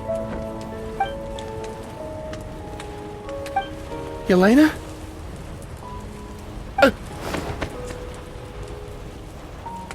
Yelena!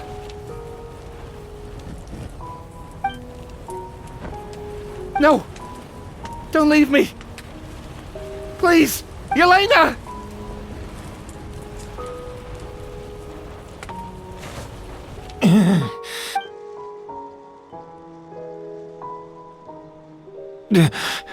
Emilie? I'm alive. No, that's not possible. I saw her. Yelena, we were together. That was an illusion, likely brought about by the residual toxin in your body coupled with the pollen in the air, neither of which are fatal. No, the amount of Auguste I drank, it should have been enough. A fake? But how? We started making the preparations last night with one goal in mind: to create a perfect accord. The accord is the basis of perfume making, the product in its most primitive form. Ambergris mixed with cedar wood, rounded out with a base note of agar wood. This is the scent of leather? Exactly. We're unable to extract essential oils from leather, but by combining other raw materials, we can recreate its essence. That is the purpose of an accord. Does that mean you can recreate any scent in the whole world? I'm afraid not. Certain fragrances in this world are simply one of a kind. That quality is what draws people in and fuels their obsessions. If I wear a goose to the ball, I'll also be one of a kind. Our competitor already got their hands on it. It doesn't matter how much it costs. I have to buy something better. This fragrance will be one of a kind, no more. Myths can be deconstructed, miracles can be recreated. All it takes is skill, experience, limitless exploration, and a little patience.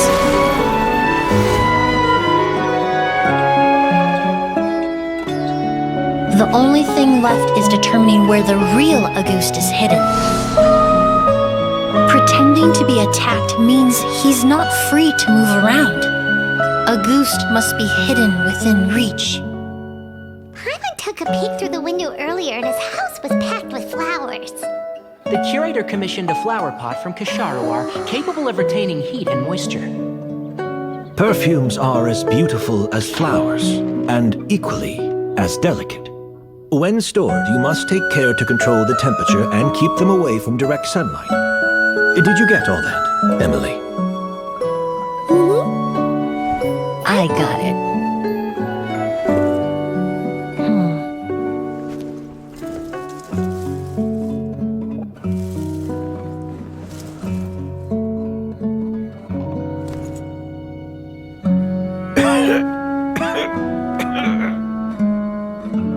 Did you hear?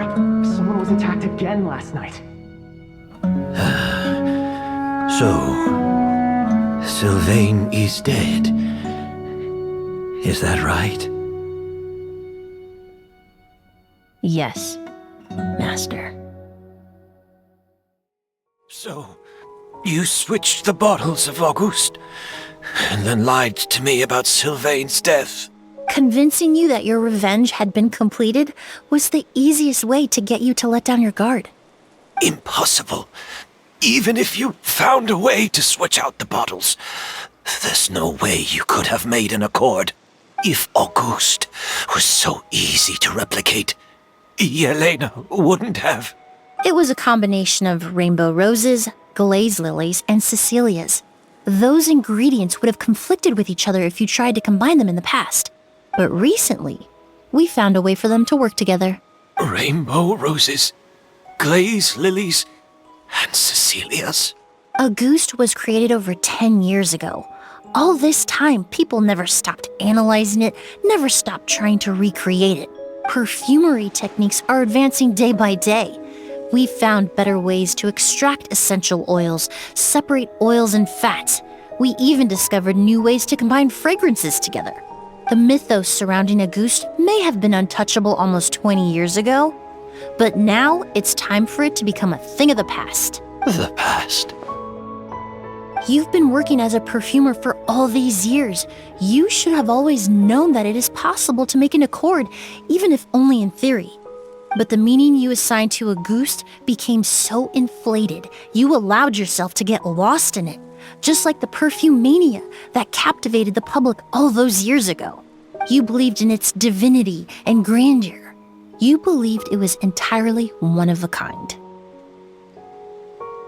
Your obsession with Auguste is also what allowed us to predict how you intended your plan to end, and to make preparations in advance. We just didn't expect it to happen so fast. Well, you hit the nail on the head now, didn't you? So, Sylvain isn't dead. Since you've been preparing your accord since last night, I assume you've also figured out my method, then. That means the news of Sylvain's death, the crowd gathered outside the hotel this morning, it was all an act you put on with the sheriff? Yes. If we hadn't, you might have resorted to the delusion out of desperation, or continued to use your Spirit Borneal and Auguste combination to wreak havoc. Who knows? Maybe I would have just offed myself then and there. I know if you had things your way, you would carry the truth of Edgar's demise and the secrets of this garden to the grave, but I'm sorry, Master. I don't want to see any more death.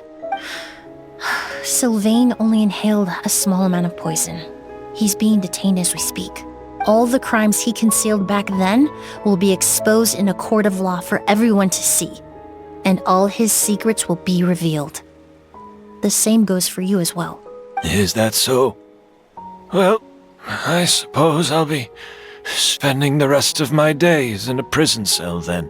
Whoa, he accepted that kind of fast. I don't feel the need to justify my actions, nor do I intend to repent for them. I did what I set out to do. I may have lost in the end, but it was my choice every step of the way. And if I could do it all over again...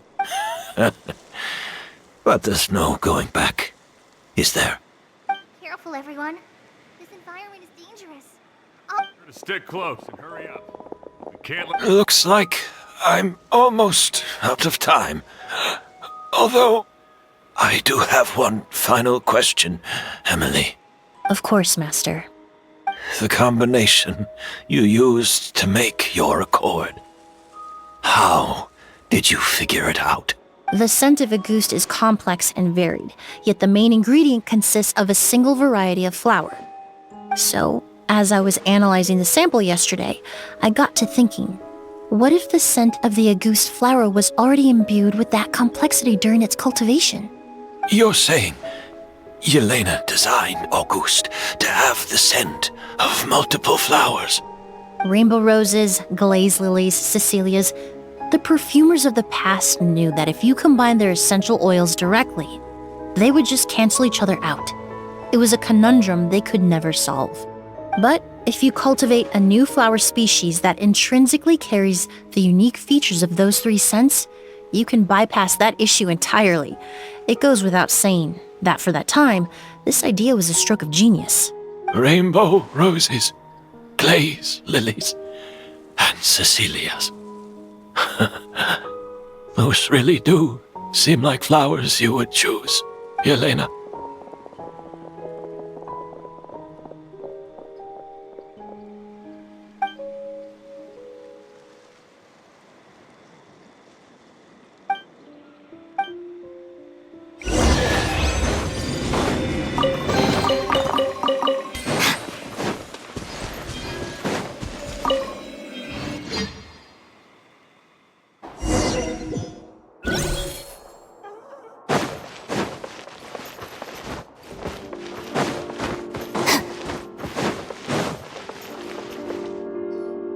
Did you know? Miss Emilie's releasing a new perfume! Right, I heard about that. Seems like everyone in Fontaine is talking about the new perfume I was hoping to release it without such a fuss, but the news spread way faster than I expected. I just hope it won't become the source of some new myth, especially after all the work we did to demystify Auguste. I did, although I was hoping you could try out the fragrance before I officially release it and tell me your thoughts. Of course! A good sense of taste and sense of smell go hand in hand, you know? Just leave it to Paimon!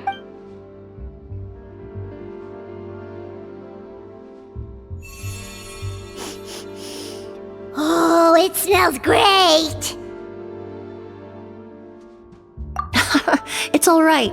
All feedback is worth considering. Besides, when it comes to perfume, commenting on whether it smells good is the most straightforward assessment you can ask for. There doesn't always have to be a deeper meaning. Right! Do those flowers have some special meaning? Hearing their names seemed to have an effect on him. If I had to guess, I'd say it probably has something to do with the language of flowers. The language of flowers? Oh, we've heard of that before! Paimon remembers hearing something like, the Cecilia represents the true feeling? What each flower is said to represent varies by person and across different moments in history. The same is true for the flowers that make up the scent of Auguste.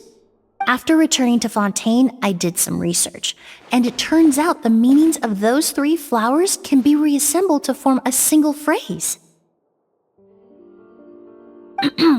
Forget the past and keep on living. Perhaps that's the legacy Yelena always intended, not the nobility and grandeur most people associate with Auguste. You think Kyria knew about that? I paid him a visit before his trial and explained what I found, but he didn't seem to care. Who knows? Maybe she didn't mean anything by it at all. That was his response. Yelena is gone. We'll never know what she was thinking. We can look for meaning all we want, but it'll never be anything but conjecture. Even if that is what she was trying to say, I would never be able to forget her. Avenging her death? That was the meaning I chose for my life. Kyria cultivated his revenge like a flower. He was committed to making it bloom, even if in the end, it didn't bear the fruit he was hoping for. In any case, he did want me to pass along his thanks. Thank you for saving my life, for giving me the chance to learn that Auguste could have carried a very different meaning. Love and hatred are a privilege of the living. When someone dies, their thoughts, feelings, and intentions die with them. In that sense, what Auguste truly represents in the language of flowers will forever remain a mystery. But even if it's only a conjecture, I would like to believe my own interpretation. The meaning we give to flowers, the symbolism we assign to our perfumes, they're constantly twisted and exploited in our imperfect world. And yet, at the very outset, they're born from the simplest and most beautiful desires we hold in our heart.